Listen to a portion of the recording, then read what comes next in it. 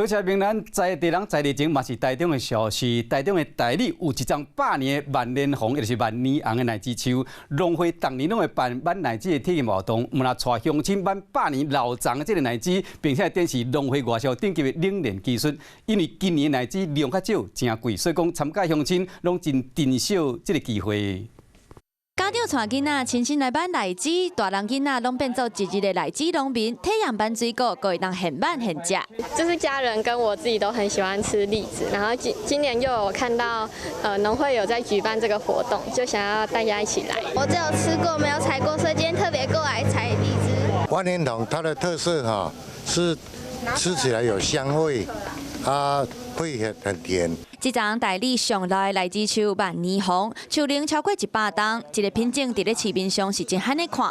目前拍卖价一斤上悬是120块，不过台里农会唔惊落本，要来推广热天特有的食农教育。结果率大概只剩下两成多一点所以说今年的一个荔枝也是真的是相当的一个珍贵。台里农会嘛积极开发其他的产品来推广，希望透过活动，后民众会当深入了解好食的奶枝。 是安怎为产地一步一步到桌仔顶。